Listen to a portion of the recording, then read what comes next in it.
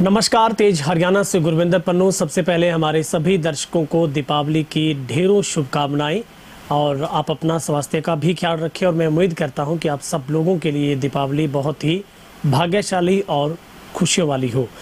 Block समिति सदस्य के तौर पर वार्ड 13 से गांव रिसालिया खेड़ा से मेरे साथ राजवीर गोस्वामी जी जुड़ेंगे, जो कि युवा है और वो सीताराम गोस्वामी जी के बेटे हैं और उनके दादा स्वर्गीय भादर राम जी, जिनका एक इस काम में बहुत अच्छा रसूख। और इस बार रिसालिया खेड़ा से ब्लॉक समिति मेंबर में, जो कि राजवीर गोस्वामी की ओर से एक युवा होने के नाते ताल ठोकी गई है।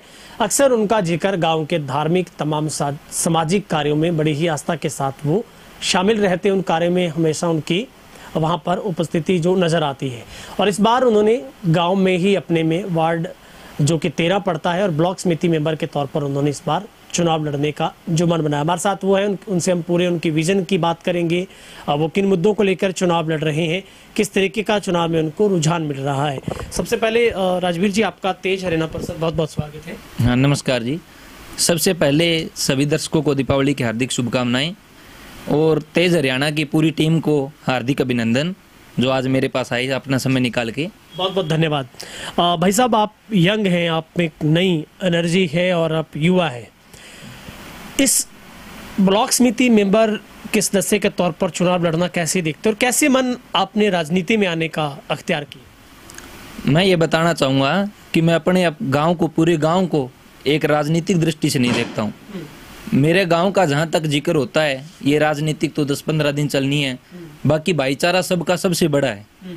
और मेरे गांव में जितने भी विकास कार्य रुके पड़े हुए हैं, उन्हीं को लेकर मैं मन में यही आया है कि इस बार एक सेवा का मौका मिला जाए। हाँ जी, मतलब आप एक सेवा के तौर पर इस लाइन को आपने चुना है? हाँ जी, बिल्कुल। मैं कोई राजनीतिक या कुछ इस कोई भी बात नहीं है, मेरा एक ही भाव है सेवा का। आपने छोटी सी उम्र में एक अच्छी पहचान स्थापित की है कि आप चाहे धार्मिक आयोजन हो, कोई भी सामाजिक कार्य हो, उनमें भी आप बढ़ चढ़ कर हिस्सा लेते हैं। हाँ जी, बिल्कुल।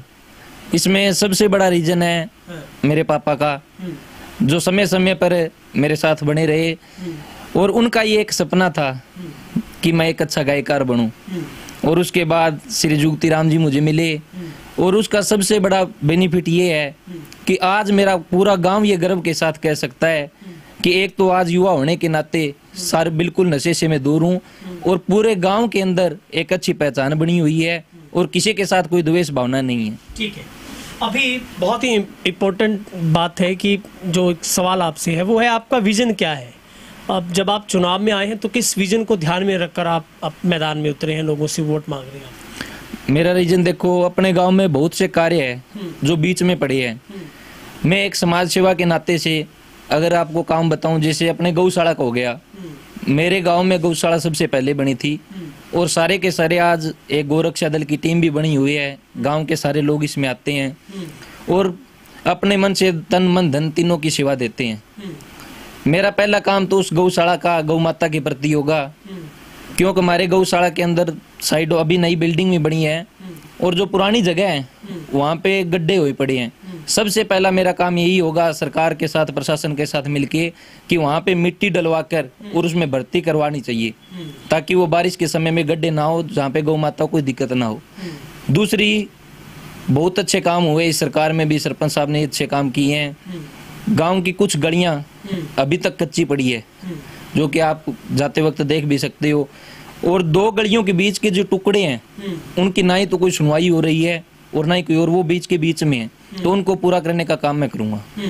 मतलब आपने सबसे बड़ा विजन ये रखा है कि गौ माता के भले से ही शुरुआत होगी, क्योंकि वो एक आस्था का केंद्र भी है और लोगों का जुड़ाव भी आपके पूरे गांव का भी। हाँ जी, हाँ जी, बिल्कुल। अभी ऐसे कौन से मुख्य मुद्दे हैं जिन मुद्दों को लेकर आप वोट मांग रहे हैं? क्योंकि सबसे बड़ी बात है कि आपका गांव एक बड़े गांव में शुमार आता है और वो खुद में एक वार्ड है और ब्लॉक समिति मेंबर के तौर पर अक्सर 2-2 गांव जोड़े जाते हैं, लेकिन आपका गांव बड़ा और आपको एक ही गांव से चुनाव लड़ना है। क्या मुद्दे, ऐसी कौन सी समस्या आपके गांव में? सबसे पहले मैं आपको बताना चाहूँगा, सिरसा जिले में रिसालिया खेड़ा एक ऐसा गाँव है जिसमें सबसे ज़्यादा पढ़े लिखे युवा है और सबसे ज़्यादा नौकरियाँ भी इसी गाँव में है, जिसका जिक्र आदरणीय मनोहर लाल खट्टर जी ने भी सिरसा में किया था। मुझे बहुत गर्व की बात है कि मेरा गाँव शिक्षा के क्षेत्र में सबसे आगे है। और उसके बाद कुछ फैसिलिटी भी गांव के अंदर होनी चाहिए। जैसे हमारे ही गांव के युवा साथी स्टेडियम को लेकर बहुत बड़ा काम कर रहे हैं। सबसे पहला मुद्दा मेरा यही है, उनकी सोच को भी मैं नमस्कार करता हूं। उनकी सोच है, आज के टाइम में युवा नशे के अंदर गिर रहे हैं, खेल की तरफ कोई ध्यान नहीं है। दूसरा एक ये अपने मोबाइल आ गए, जो सबसे बड़ा नाश का कारण यही है, जिसमें आजकल के अगर आप 2 साल के बच्चे को भी देखोगे तो उसको भी इस फोन की लत लगी हुई है। अगर हमारे स्टेडियम में खेल में विकास होगा तो उसके साथ मैं हूँ। जो भी अपने स्टेडियम से संबंधित या खेल से संबंधित कोई काम है उसको पूरा करने का मैं काम करूँगा। मेरे गांव से जिस तरह नौकरी के अंदर निकले हैं उसी तरह मैं चाहूँगा कि मेरे गांव से आज के जो युवा है वो खेल जगत में भी सबसे बड़ा नाम करे गांव का। उससे मेरे गांव के अंदर कुछ फैसिलिटियां भी होनी चाहिए, जैसे गांव के अंदर लाइटिंग का, और आने वाले जो सरपंच साहब है उनके सहयोग से मैं उनसे ये बात भी रखूंगा कि अपने गांव में चारों तरफ सीसीटीवी कैमरे भी होने चाहिए, जिसके अंदर कोई भी किसी तरह की गांव के अंदर वारदात ना हो। और सबसे बड़ा संदेश, कोई भी अगर नशे को बढ़ावा देता है उसका रोक करना, क्योंकि चिट्टा ऐसी बीमारी आज के टाइम में चल रही है। मैं किसी का नहीं कह सकता, कल को कोई मेरे को भी इसके अंदर में चपेट में ले ले, तो इसके प्रति जागरूक होना बहुत जरूरी है। और उन कैमरों का सबसे बड़ा यही फायदा होगा, जो गांव से बाहर से नशा बेचने आते हैं, जो तस्करी करते हैं, उनके लिए सबसे बड़ा भय बना रहेगा ये।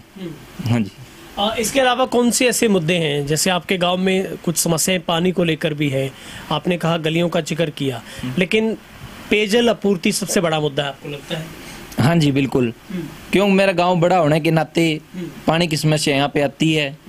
लोग दूर दूर से टैंकर मंगवाते हैं, कई घरों के अंदर पीने का पानी जाता भी नहीं है, और कई जगह पे पानी की सप्लाई भी नहीं पहुंची है। सबसे पहला काम यही होगा, जहाँ पर पानी की टूटी नहीं पहुंची है, घर घर तक पाइप बिछा के पानी का काम करवाने का मैं काम करूंगा। और उसके साथ जो भी एक समस्या और भी देखी जा रही है, किसी के घर में 2-2, 3-3 टूटियां भी है, जो नियम के अनुसार होगा, गांव का हर एक आदमी का हक है पानी का, तो सबके घर घर तक पानी पहुंचा जाए। हाँ जी। इसके अलावा आपको कौन सी ऐसी मुख्य समस्याएं आपके गांव की नजर आती है, क्योंकि ब्लॉक समिति मेंबर के तौर पर आपको मौका मिल रहा है चुनाव लड़ने का। अब जब आप लोगों के पास जाते हैं, ढानियों में जाते हैं, क्या समस्या सबसे बड़ी लोग बता रहे हैं? मेरे गाँव वैसे तो मैंने आपको बता दिया बिल्कुल खुशहाल है, पर कुछ समस्याएं जो आपको बता दी, जो बीच के अंदर गलियों की पड़ी है, जहाँ पे पानी भरा रहता है। एक ये जो नालियाँ हैं गलियों के अंदर, इनकी सफाई ठीक से नहीं हो पाती, और कोई ज़्यादा समस्या नहीं है। पीने के पानी की समस्या है, बाकी लगभग मेरा गांव परिपूर्ण है। गांव का भी अच्छा सहयोग रहा है और सरकार का भी अच्छा सहयोग रहा है। कोई हेल्प अभी आप जब लोगों के बीच में जा रहे हैं, आपके परिवार के बीच में, अपने गाँव में, कैसा रिस्पॉन्स मिल रहा है आपको? रिस्पॉन्स बिल्कुल अच्छा मिल रहा है, क्योंकि जहाँ पे जाता हूँ सबसे बड़े पहले जाते मैं ये सवाल पूछता हूँ नमस्कार करके भी, मेरे को जानते हो क्या। और एक जैसे आपने बताया भी, धार्मिक प्रवृत्ति में होने के कारण सभी अंदर से ये बोलते हैं तेरे को क्यों नहीं पहचानते, और तेरे को बिल्कुल ये मौका मिलना चाहिए, युवा को भी मौका मिलना चाहिए। लगभग पूरा मेरा गांव मेरे साथ है। हाँ जी। तो कितने आश्वस्त हो आप अपनी जीत को लेकर? मैं बिल्कुल 110%। अच्छा, हाँ जी। ठीक है, आपको बहुत बहुत शुभकामनाएं, और दीपावली की भी बहुत बहुत शुभकामनाएं। ऐसी कामना करते हैं कि आपके मंसूबे कामयाब हो। शुक्रिया, धन्यवाद। तो ये थे हमारे साथ गांव रिसालिया खेड़ा से, जो कि वार्ड 13 से ही ब्लॉक समिति सदस्य के तौर पर राजवीर गोस्वामी चुनाव लड़ रहे हैं, जिन्होंने अपना विजन गांव को लेकर, उनकी क्या सोच है, गांव के लोगों के प्रति वो क्या हमदर्दी रखते हैं, तमाम बिंदुओं पर उन्होंने बेबाकी से सवालों के जवाब दिए हैं। चूँकि उनका इस गांव को एक परिवार मानने के साथ साथ उनका खुद का भी धार्मिक और सामाजिक कार्यों से जुड़ाव उनको अपने आप में एक सशक्त और उनको मजबूत करता है।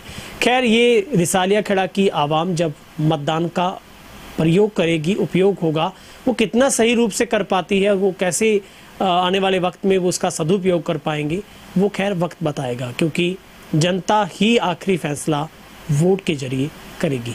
अगले कार्यक्रम में किसी नए चेहरे के साथ फिर से होगी मुलाकात। बहुत बहुत शुक्रिया।